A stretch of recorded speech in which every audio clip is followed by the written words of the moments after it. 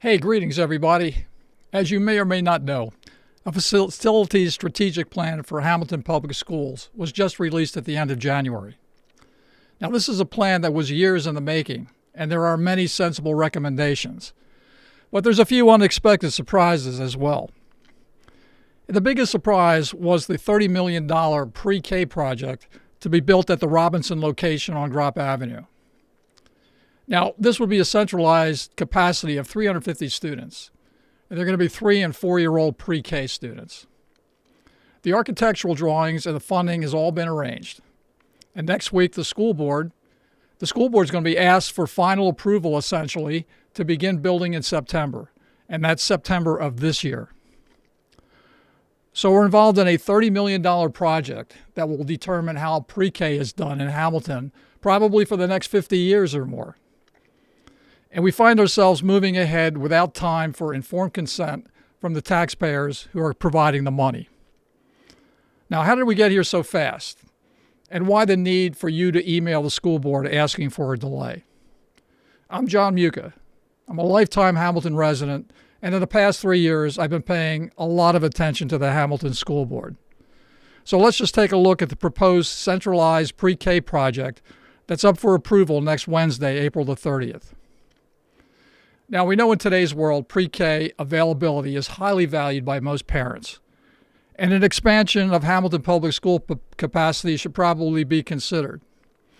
It is the number one of the 12 recommendations in the new facilities strategic plan, and it has a benefit for our community. It's a benefit that would be attractive to those considering raising a family here. But the question is, are we doing it in the best possible way? Now, generally speaking, there are two alternative approaches possible. A traditional decentralized addition of PreK classrooms to multiple existing elementary schools, or centralizing the space into just one or maybe a few locations.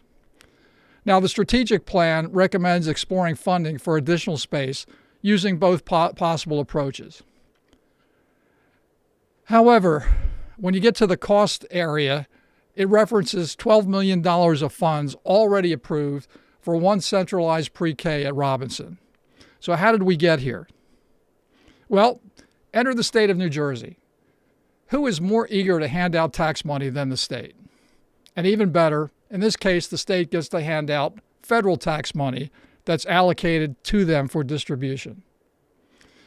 In May of 2023, Superintendent Dr. Rocco and his team, they initially submitted proposals to use some of this money for PreK space at 3 locations. The existing Hamilton Municipal and Admin buildings, which are being replaced, and the third site at Robinson Elementary School. A year and a half later, in December of 2024, the state granted the funding, but only for the Robinson site. The grant is for $12 million, or almost $12 million of the almost $30 million price. And this is for 47,700 square feet of building, providing capacity for those 350 PreK students. The $12 million from the state is stipulated for a limited time only plan. The letter included with the facility strategic plan document states that construction must be completed by September 30th of 2026. Now, that deadline seems to be the reason for all the rush to move ahead and get this approved. On March 26th, we learned that the remaining $18 million would come from bonds, and the bonds would come through the Mercer County Improvement Authority. The Spiesel Company architects showed us some building sketches, bus lanes, parking, and drawings of the 2-story Robinson project, all ready for approval. Spiesel has been working on it under a $1.5 million contract for design and construction management for this project. Now, the school board is expected to vote essentially final approval for the project on April 30th, and construction will begin in September of this year. So therefore, it seems like we don't have time for questions or discussion or an actual informed consent by the Hamilton community. So what? Why should any of us care? And is it reasonable to ask your help in getting a delay? Well, we all worry about taxes going up. Yet we know we need to have good schools too. In this case, we'll be spending almost $30 million for one big pre-K building, a building that will be in service for 50 years or more. And it all comes from taxes. The federal money that the state's handing out, state money, and even the bonds. You know, the Mercer County improvement bonds aren't some windfall. It's a loan. We will have to pay back that loan, all of the $18 million, and with interest. And all of this comes from taxes one way or the other. Now, we don't know if this is the best plan because actually it's the only plan. No decentralized plan has been studied in detail or priced out as an alternative. Traditionally, Hamilton has used a decentralized approach. And that's why we have the existing 23 buildings dispersed all around the township. We're all used to neighborhood schools, having the kids close, having quick access to the teachers and the staff, minimizing busing expenses. And you know, it's even likely that parents might prefer this same approach, the decentralized approach, even more for their 3- and 4-year-olds as well. The $30 million Robinson project is centralized. 350 3- and 4-year-olds, all in one 2-story building. A longer drive from much of our small, sprawling township. More waiting in line for pickup and drop-off. More busing expense. Now, Robinson Elementary will still be there. The site will be crowded with almost 800 students on that one campus each school day. Now, added to the obvious advantages of neighborhood schools, a decentralized plan might even be cheaper to build. The mega pre-K is 47,700 square feet, costing $30 million. And that works out to about $629 per square foot. Building the same space at 5 or more neighborhood locations might just cost less, according to figures in the facility's strategic plan itself.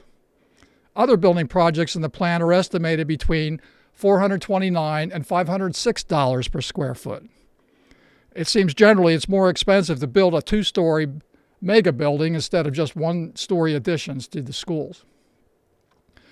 That difference per square foot works out to saving between $5.9 million and $9.5 million for the same new capacity compared to that $30 million centralized design. That turns out to be more than half of what the $12 million of funding from the state is totaling up to. It's less investment, and it has all those added benefits of having your pre-K closer to home.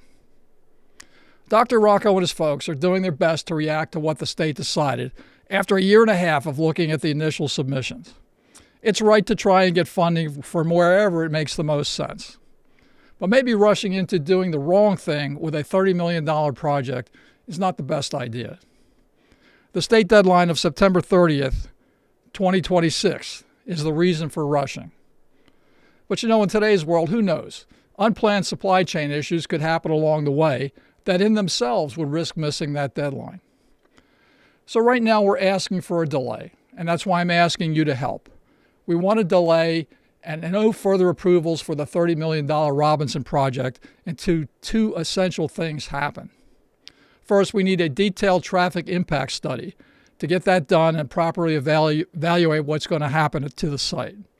And second, we need a detailed study of the cost and benefits of a decentralized alternative of 5 or more pre-K additions to existing schools. That has to be done, and it has to be discussed before we can take any further action. Now, obviously, this will be a big ask for us to give to the school board. It really has no chance if only a handful of Hamilton folks speak up right now. And that's why I'm asking you to join in. If you think we're on the right track, and it's reasonable to ask for this delay, please join in. Email some or all of the school board members shown below, and do it before April 30th. In fact, why not do it right now if you can? It will only take a few minutes.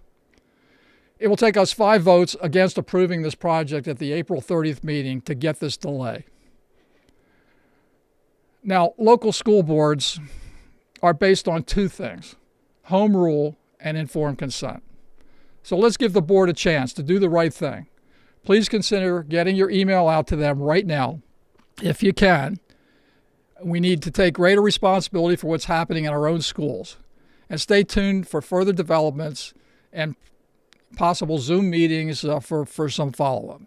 Thanks so much for listening, and I hope you can join us.